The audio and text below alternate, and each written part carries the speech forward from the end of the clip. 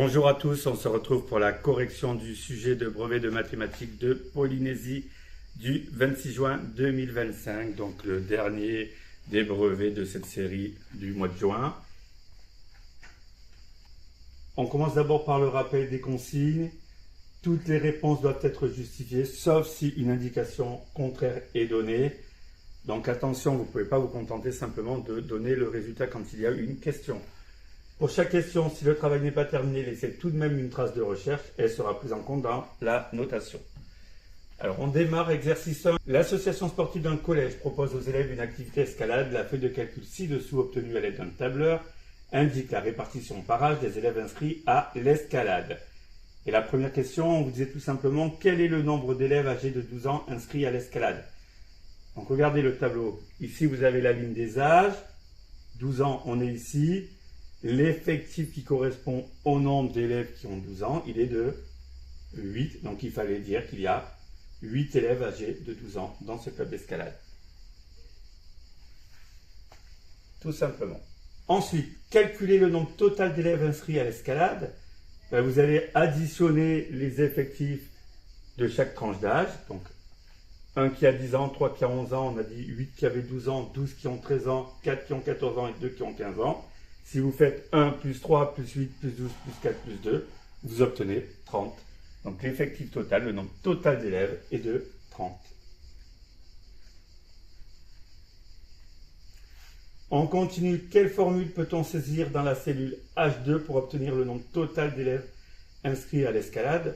Donc pour obtenir l'effectif total, ce qu'on vient de faire, donc soit vous utilisez la fonction somme du tableur, vous faites égal somme entre parenthèses. Alors attention, la première valeur, elle est en quoi? Elle est en B2. On va prendre les valeurs B2 jusqu'à G2. Et ça s'écrit comment ça? Ça s'écrit B2, 2.G2. Ou vous pouviez sinon écrire tout simplement égal B2 plus C2 plus D2 plus E2 plus F2 plus G2.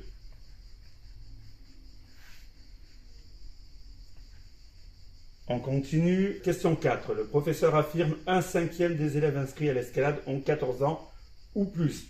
Si je regarde combien j'ai d'élèves qui ont 14 ans ou plus, 4 de 14 ans, 2 qui ont 15 ans, ça me fait 6 élèves en tout sur 30. Donc la proportion d'élèves qui ont 14 ans ou plus, elle est de 6 sur 30. 6/30, ça peut se simplifier en quoi? Si on divise le numérateur et le dénominateur par 6, ça nous donne quoi? Ça nous donne bien 1/5. Donc le professeur avait raison.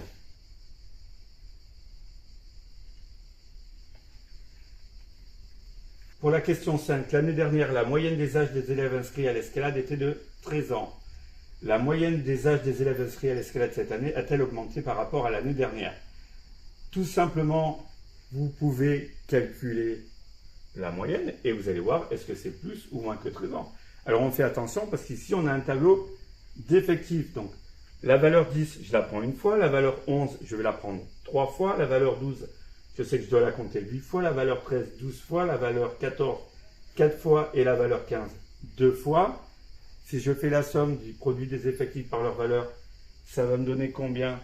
Ça va me donner un total de 381 années. Je divise, attention là, vu l'effectif total, c'était de 30 élèves.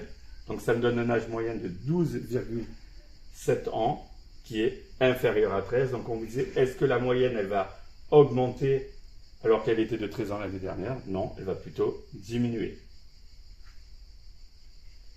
Alors on finit cet exercice 1, vous voyez c'était assez rapide. L'association prévoit une hausse de 10% des inscriptions à l'escalade l'année prochaine. Déterminer le nombre d'élèves qui seront inscrits à l'escalade l'année prochaine. Pour le moment on a 30 élèves et on programme une augmentation de 10% de cette valeur. Donc vous l'avez vu cette année, je peux calculer directement le nouveau nombre d'élèves en faisant quoi? 30 fois 1 plus t sur 100, là le pourcentage c'est 10. Donc 30 fois 1 plus 10%, 1 plus 10% ça fait 1,10. Et 30 fois 1,10 ça nous donnait quoi? Ça nous donnait 33. Donc l'année prochaine il y aura 33 élèves. Alors vous aviez totalement le droit de calculer simplement combien ça fait 10% de 30. Ça fait 3 et après vous faisiez 30 plus 3 égale 33. Vous aviez vos points exactement de la même façon. On passe directement à notre exercice 2. Le jardin botanique d'une ville peut être représenté par le quadrilatère A, B, C, D qui est ici. Alors, on nous donnait des informations. AB, 500 mètres. BE qui est ici, 250 mètres. Et DE, 750 mètres. On vous dit, attention, les segments AC et BD se coupent en E, ce qu'on peut reformuler comme les points AE et C sont alignés, les points BE et D sont alignés. On commençait tout simplement en vous disant quelle est la longueur du segment DB qui est là. Alors, attention, quand vous avez un problème de géométrie, il y a quelque chose à faire. Tout simplement, c'est reporter les données sur la figure si ce n'est pas fait. Donc, on a 500 mètres ici. BE, on nous disait 250. Et DE, on le connaît aussi, c'est 750 mètres. Et attention, on nous disait que les points BE et D étaient alignés, puisque les segments AC et BD se coupaient en deux. Donc attention, comment vais-je trouver la longueur du segment BD? Tout simplement en faisant DE plus BE, 750 mètres plus 250 mètres, ça nous fait 1000 mètres ou 1 km. Donc, puisqu'aucune indication n'était donnée, vous pouviez tout simplement laisser la réponse en mètres. Question 2. En raisonnant dans le triangle rectangle ABD qui est ici, montrez que la longueur du segment AD qui est là, arrondi au mètre, est égale à 866 mètres. Attention, on vous dit quoi? On vous dit on travaille dans le triangle rectangle ABD. Un triangle rectangle, deux longueurs qui sont connues sur 3 et on cherche la troisième. Vous devez penser directement à quoi? Au théorème de Pythagore. L'égalité de Pythagore correspondante, elle sera quoi dans ce triangle? L'hypoténuse, c'est BD, donc on aura BD au carré égale AB au carré plus AD carré. Et on poursuit ensuite nos calculs. BD, on le connaît, donc on a vu c'était 1000. Au carré, ça donnera 1 million. AB, c'était 500, donc le carré de 500, ça donnera 250 000. 250 000 plus AD carré, ça me donne 1 million. Comment je trouve la valeur de AD carré? 1 million moins 250 000, ça me fait 750 000. Je cherche quel est le nombre positif dans le carré et 750 000. Pour trouver AD, je fais quoi? La racine carrée de 750 000. Et vous voyez, sur la calculatrice, vous aviez 866,0254 et des poussières. Si je prends une valeur arrondie au mètre près, c'est bien 866. Donc on avait démontré ce qui était demandé. Alors en troisième question, on vous demandait de calculer le sinus de l'angle EAB qui est ici. Alors pourquoi on vous demandait de calculer le sinus? Alors déjà, vous voyez que le triangle ABE, c'est un triangle rectangle. Donc qui dit triangle rectangle, dit relation trigonométrique. Pourquoi le sinus pour cet angle? Parce que si on regarde bien, regardez, je connais quoi dans ce triangle? Je connais BE qui est le côté opposé à l'angle et je connais AB qui est l'hypoténuse. Et le rapport du côté opposé à un angle sur l'hypoténuse du triangle, c'est quoi? C'est le sinus. Donc là, tout simplement, on va faire 250 divisé par 500. 250, c'est la moitié de 500, donc ça correspond à quoi? 1,5 ou 0,5. Pour ensuite trouver la mesure en degrés de l'angle, je sais que le sinus de l'angle, c'est égal à 0,5. Je vais faire quoi pour retrouver la valeur de l'angle? Je vais faire arc sinus de 0,5 sur ma calculatrice et je trouve une valeur de 30 degrés exactement. On poursuit. Question 4a. Montrer que les droites AB et DC qui sont ici sont parallèles. Alors attention, montrer que les droites sont parallèles. Vous êtes en troisième et très souvent vous êtes tenté d'essayer d'utiliser la réciproque du théorème de Thalès. Mais est-ce qu'on a réellement besoin de passer par la réciproque du théorème de Thalès ici pour montrer que les droites sont parallèles? Regardez, est-ce que je n'ai pas d'autres informations qui me permettent d'aller beaucoup plus rapidement? Je sais qu'ici, AB est comment? Est perpendiculaire à AD. Je vois également que DC est aussi perpendiculaire à AD. Et vous avez vu dès la sixième que deux droites qui sont perpendiculaires à une même droite, elles sont toujours parallèles. Ici, c'était une propriété des droites d'Euclide qu'il fallait utiliser et pas la réciproque du théorème de Thalès. Donc on disait tout simplement, je sais que les droites AB et DC sont perpendiculaires à la droite AD. Or, si deux droites sont perpendiculaires à une même droite, alors elles sont parallèles. Donc AB est parallèle à DC. Donc par contre, attention, question 4b, montrer que la longueur du segment CD qui est ici est égale à 1500 mètres. Alors vous voyez, on est toujours dans la question 4. Et dans la question 4a, on vient de montrer quoi? Que les droites AB et DC, elles étaient parallèles. Et juste à la suite, on vous demande un calcul de longueur. Donc là, par contre, on se dit, est-ce que je ne peux pas faire quelque chose de ces informations? Sachant qu'au début, je vous ai dit, attention, on vous disait, les segments AC et BD se coupent en E, ça voulait dire les points AEC et BED sont alignés. Donc là, on a toutes les conditions pour pouvoir utiliser notre théorème de Thalès. Par contre, est-ce qu'on a suffisamment d'informations au niveau des longueurs pour calculer la longueur manquante? Alors, si j'écrivais mes égalités de rapport, j'aurais quoi? EB sur ED. Je connais EB, je connais ED. Donc là, parfait. Égal à EA sur EC. Je connais aucune de ces deux longueurs, mais on va voir est-ce que ça va nous être utile de toute façon ou pas. Ensuite, j'ai quoi? Est égal à AB, que je connais, sur DC que je ne connais pas. Donc, on a un rapport où on connaît les deux longueurs, qui était BE sur ED, et après, une longueur sur deux dans le rapport AB sur DC. Donc, on a tout ce qu'il nous faut pour utiliser le théorème de Thalès. On va rédiger de la façon suivante. Soit EAB et EDC, deux triangles tels que... Alors, les droites AC et BD sont séquentes en E. On a démontré que la droite AB était parallèle à la droite DC, donc on peut utiliser le théorème de Thalès et il nous dit quoi? Que EA sur EC est égal à EB sur ED est égal à AB sur DC. Je remplace les longueurs connues par leur valeur.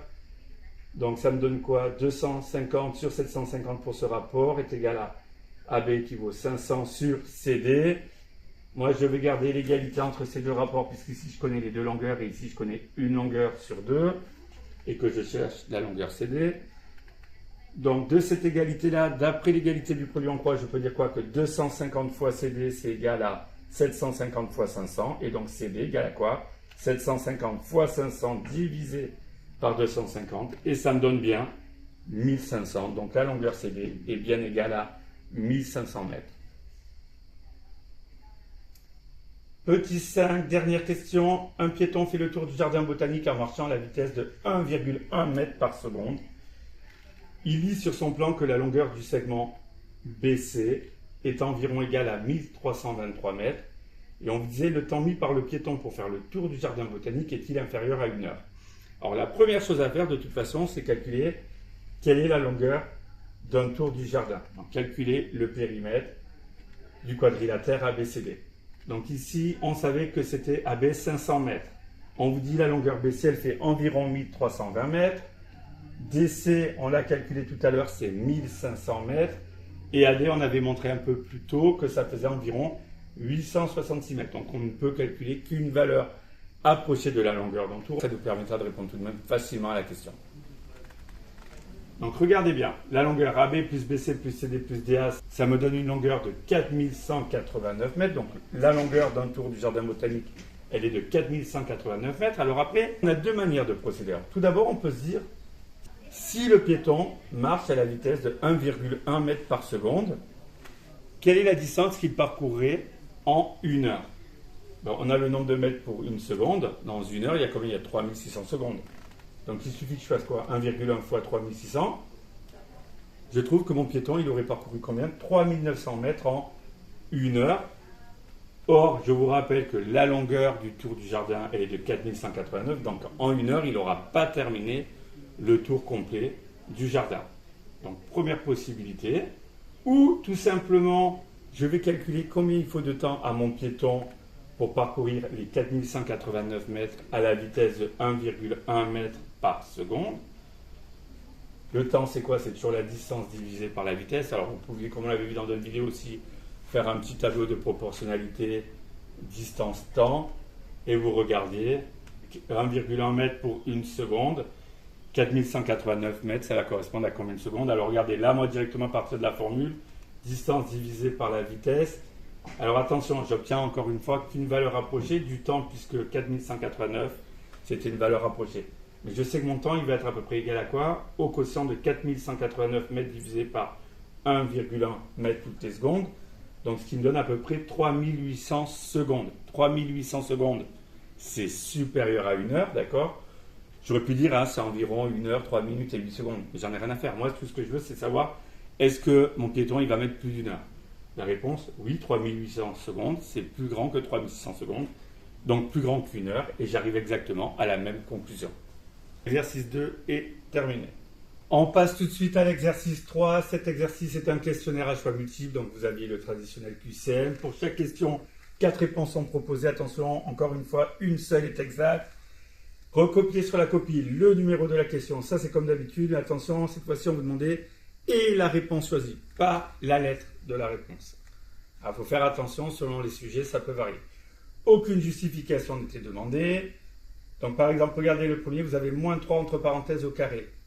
Les parenthèses, elles veulent dire quoi? Que c'est moins 3 que je multiplie par lui-même. Moins 3 fois moins 3. Le carré d'un nombre négatif, c'est toujours positif. Et 3 fois 3, ça fait 9. Donc, c'était question 1, 9.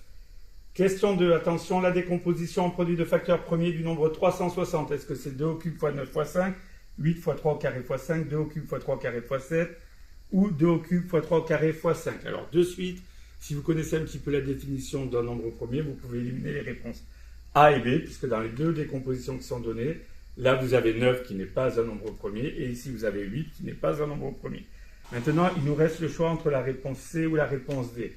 Si vous êtes un petit peu observateur, 360, c'est dans la table de 10, et c'est aussi dans la table de 2 et de 5. Donc forcément, vous devez avoir comme facteur premier 5 dans la décomposition, que vous n'avez pas pour la réponse C, donc c'était obligatoirement la réponse D, sachant que pour cette question, vous pouviez aussi tout simplement utiliser la touche décompte de votre calculatrice. Ensuite, un rectangle d'air 135 cm² a pour largeur 3 cm. Combien mesure sa longueur? On rappelle que pour calculer l'aire d'un rectangle, on fait quoi? Longueur fois largeur. Donc ici, longueur fois la largeur qui était de 3 cm, ça doit nous donner combien? Une aire de 135 cm². Quelque chose fois 3 égale 135. Comment je trouve la valeur manquante? Je fais 135 divisé par 3 et je trouvais 45 cm. Donc question 3, 45 cm. Ensuite, quelle expression littérale correspond à la longueur du segment BG? Le segment BG, c'est tout ça. Comment vous pouvez trouver cette longueur? En additionnant quoi? La longueur de EG, plus la longueur de DE, plus la longueur de BD. On voit que EG, c'est combien? C'est 3 unités. BD, grâce au codage, je sais que c'est la même chose que DE, et ça vaut X. Donc on a X plus X, ou 2 fois X. Donc on a 2 fois X plus 3, ce qui s'écrit 2X plus 3. La réponse D. Enfin, le rectangle ABCD est partagé en 9 rectangles identiques. Et on vous disait l'image du rectangle GFHI qui est ici, GFHI, par la translation qui transforme le point D en M. Alors attention, regardez, on part du point D jusqu'au point M, dans cette direction. Et le rectangle, qu'est-ce que j'obtiens comme rectangle si je fais translater mon rectangle GFHI de la même manière que le point D en M? Alors regardez, ce déplacement, on peut le traduire d'une autre façon. On peut dire, je descends de 2 largeurs et je vais à gauche d'une longueur. Si je fais ça avec tous les points de ce rectangle, par exemple, I, regardez, je descends de 2 largeurs et je me déplace d'une longueur vers la gauche. Le point I vient en L. Le point H, je descends de 2, je vais d'une longueur vers la gauche, c'est O. G va où? Je descends de 2, je vais d'une longueur à gauche, c'est K. Et F, je descends de 2 largeurs et je vais d'une longueur vers la gauche, c'est B. J'obtiens quoi? KBOL. Donc question 5, c'était le rectangle KBOL qui était l'image du rectangle GFHI par la translation qui transforme D en L. Alors l'exercice 4, on considère le programme de calcul suivant. Regardez, un programme de calcul en 2 parties. J'ai mon nombre choisi au départ. Sur la branche de gauche, j'ajoute 4. Sur la branche de droite, je soustrais 2. Je prends les 2 résultats, je les multiplie. Et ensuite, je soustrais le carré du nombre de départ pour obtenir mon résultat final. Montrez que si on choisit 5 comme nombre de départ, le résultat du programme est 2. Alors regardez, on va faire passer notre nombre 5 dans ce programme. J'ai 5, j'ajoute 4 à gauche. 5 plus 4, ça fait bien 9. Je soustrais 2 à droite. 5 moins 2, ça fait 3. Je prends les 2 résultats, je les multiplie. 9 fois 3, ça fait 27. Alors attention, ensuite on me disait, je soustrais le carré du nombre de départ. Le nombre de départ, c'était 5, donc je vais soustraire, je vais enlever le carré de 5. Le carré de 5, 5 fois 5, c'est 25. Donc je fais 27 moins 25. et j'obtenais bien 2 comme c'était annoncé. Donc si on choisit 5 comme nom de départ, on obtient bien 2. Maintenant, parmi les expressions suivantes, quelle est celle qui permet d'exprimer le résultat de ce programme de calcul en fonction de x? Donc aucune justification n'était attendue. Alors regardez, j'ai fait comme tout à l'heure, j'ai x au départ. À gauche, j'ajoute 4, donc ça me donne x plus 4. À droite, je soustrais 2, ça me donne x moins 2. Attention, avant de multiplier, je dois calculer mon addition et ma soustraction qui sont prioritaires. Donc x plus 4 et x moins 2, je dois garder des parenthèses. Donc ça me donne quoi? X plus 4 fois x moins 2, ou x plus 4, c'est tout simplement, je n'ai pas mis le fois, vous voyez, facteur de x moins 2. Et ensuite, je vais faire quoi? Soustraire le carré du nombre de départ. Le nombre de départ, c'est x. Donc je vais penser à enlever x au carré, donc moins x au carré. Et si je regarde bien dans mon tableau, quelle est l'expression qui correspondait? C'était la C. Ah, il y avait simplement le fois qui était rajouté dans la proposition donnée. Donc l'expression qui correspond au résultat du programme de calcul est la C. Ensuite, montrer que le résultat du programme de calcul peut s'écrire sous la forme 2x moins 8. Alors on vient juste de voir à la question petit a que le résultat du programme de calcul il s'exprimait de la façon suivante. X plus 4 facteur de x moins 2 moins x au carré. Vous voyez que dans cette expression, on a des parenthèses, on a un produit de 2 parenthèses. Comment on va pouvoir faire disparaître ces parenthèses? Tout simplement grâce à la propriété de double distributivité.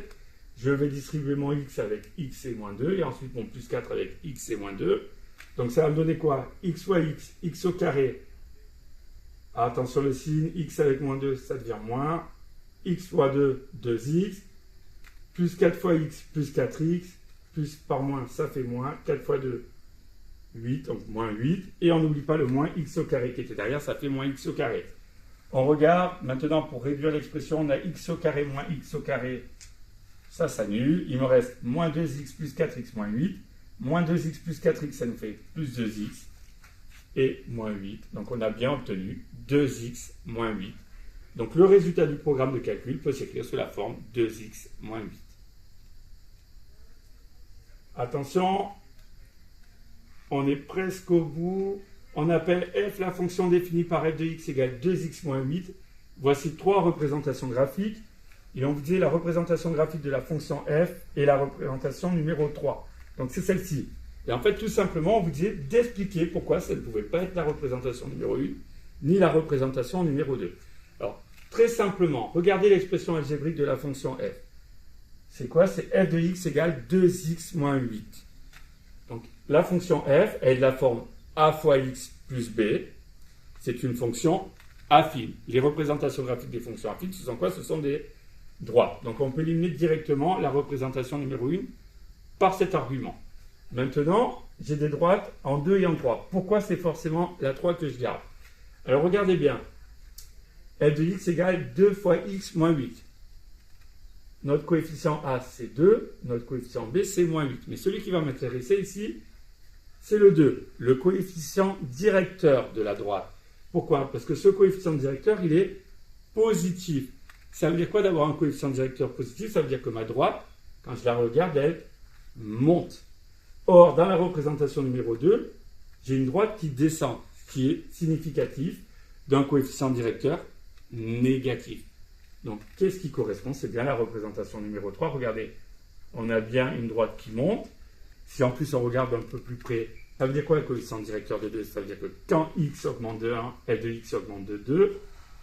Ou par proportionnalité, quand x augmente de 2, f de x augmente de 4. Regardez, j'augmente de 2 sur les abscisses. F de x, il augmente bien de 4. Et on rappelle que le b égale à moins 8, ça veut dire que la droite, elle va passer par le point de coordonnées 0b, c'est l'ordonnée à l'origine. Donc là, ma droite, elle passe bien par le point de coordonnées 0, moins 8.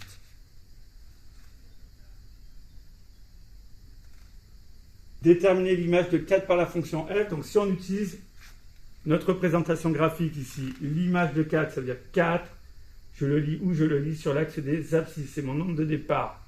L'ordonnée qui correspond sur la droite, c'est combien? C'est 0. Donc l'image de 4 par la fonction f, c'est 0.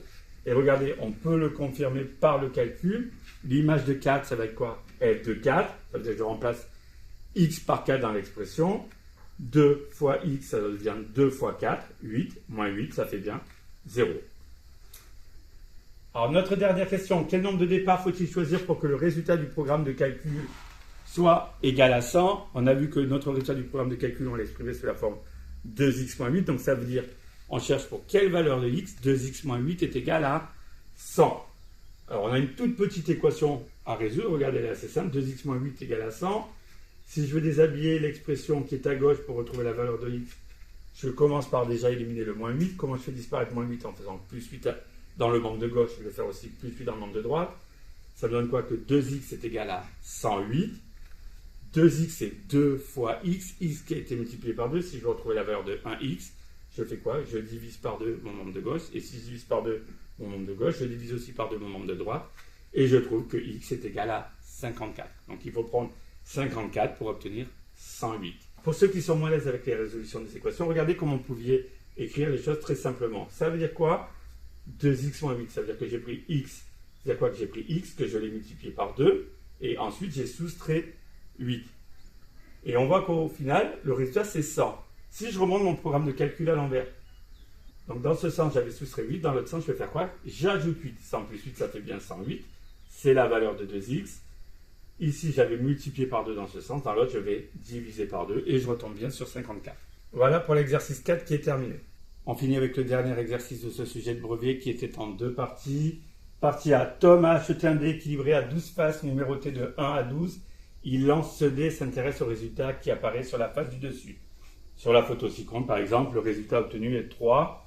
Et on me disait expliquer pourquoi la probabilité d'obtenir le nombre 4 est égale à 1 sur 12 ou 1/12e. Alors, ce qui est important, c'est de voir ce qui est important, c'est dans l'énoncé quand on nous dit que le dé, il est équilibré. Ça veut dire qu'il est non truqué. On voit qu'on a combien de résultats possibles. Et sur ces 12 résultats, on a 12 résultats différents qui sont tous équiprobables puisque le dé est bien équilibré. On a bien une chance sur 12 d'obtenir le nombre 4. Donc, la probabilité d'obtenir le nombre 4, elle est bien de 1/12e.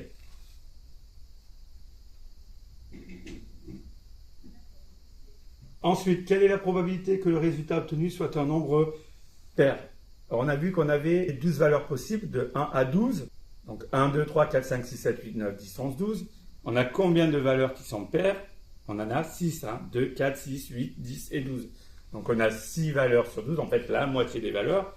Donc tout simplement, on peut dire quoi? Que la probabilité, elle est de 6/12e, qui se simplifie en 1/2. On pouvait également dire 0,5 ou 50%. D'accord? Il n'y avait aucune précision sur la manière d'écrire le résultat. Toutes les réponses étaient valables. Même si c'est simplement, on n'oublie pas d'expliquer notre réponse. On vous rappelle que c'est pas dit à chaque fois, mais dans la consigne de départ, on vous dit attention, tous les résultats doivent être justifiés. Tom pense que la probabilité d'obtenir un multiple de 3 est supérieure à 0,3. A-t-il raison? Alors, si on cherche entre 1 et 12, quels sont les multiples de 3? On a quoi? On a 3, on a 6, on a 9 et on a 12. Donc, on a 4 nombres sur 12 qui sont des multiples de 3. Donc la probabilité d'obtenir un multiple de 3, elle est de 4/12e. Et 4/12e, ça peut se simplifier par 4. Et ça donne quoi? Ça donne un tiers. Un tiers, c'est environ 0,33. C'est supérieur à 0,3. Donc est-ce que Tom avait raison? La réponse était oui. On poursuit avec la partie B de cet exercice 5. Tom souhaite maintenant simuler le lancer de 2 dés équilibrés à 12 faces numérotées de 1 à 12. Le bloc lancé qui est ici simule le lancer des 2 dés et calcule la somme obtenue. Par exemple, si le résultat du dé numéro 1 est égal à 3 et que le résultat du dé numéro 2 est égal à 5, alors la somme sera égale à 8. Voici le programme de Tom. Donc ici, vous avez le programme. Là, le bloc lancé, on vous dit quoi pour commencer? Recopier les lignes 2, 3 et 4 du bloc lancé en les complétant. Alors regardons bien comment est défini lancer. Maître D1 A. On a dit qu'on voulait simuler le lancer de 2 dés équilibrés à 12 faces numérotées de 1 à 12. Et ils étaient sympas, ils vous rappelaient que quand on mettait nombre aléatoire entre 1 et 4, c'était pour obtenir un nombre au hasard parmi 1, 2, 3 ou 4. Donc là, si je veux obtenir un nombre au hasard entre 1, 2, 3, 4, 5, 6, 7, 8, 9, 10, 11 et 12, ben, je vais mettre quoi? Nombre aléatoire entre 1 et 12. Ici, le deuxième dé, il veut faire la même chose. On lance un deuxième dé, donc on va mettre nombre aléatoire entre 1 et 12. Et ici, on fera quoi? Mettre résultat, on fait quoi? La somme des 2 dés. Donc, le résultat du premier dé, il est dans la variable D1. Le résultat du deuxième dé, il est dans la variable D2, donc on va mettre quoi? D1 plus D2. Tout simplement. Voilà pour cette question. Ensuite, on termine. Si le résultat du D numéro 1 est égal à 8 et le résultat du D numéro 2 est égal à 3, qu'affichera le programme? Donc le programme, il est ici. Regardez. On clique sur le drapeau vert. On génère un lancer.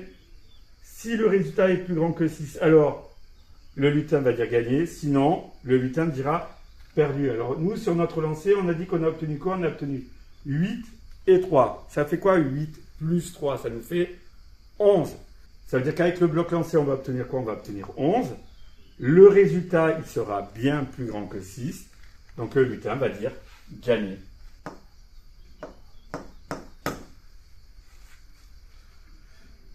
Donc vous pouviez justifier simplement en disant 8 plus 3 est égal à 11, qui est supérieur à 6. Et puisque la somme des 2 dés est supérieure à 6, le programme affichera gagné. Cette correction de brevet de Polynésie a été un petit peu plus rapide que les autres par manque de temps. J'espère qu'elle a permis notamment à ceux qui ont passé cette épreuve de pouvoir se juger, de comprendre leurs erreurs ou les rassurer sur leur réussite. Cette série de vidéos là pour le mois de juin est terminée. Je vous souhaite à tous de bonnes vacances. Bonne chance à mes élèves de 3e si jamais il y en a qui regardent cette vidéo. Et à bientôt. Et bonnes vacances à tous.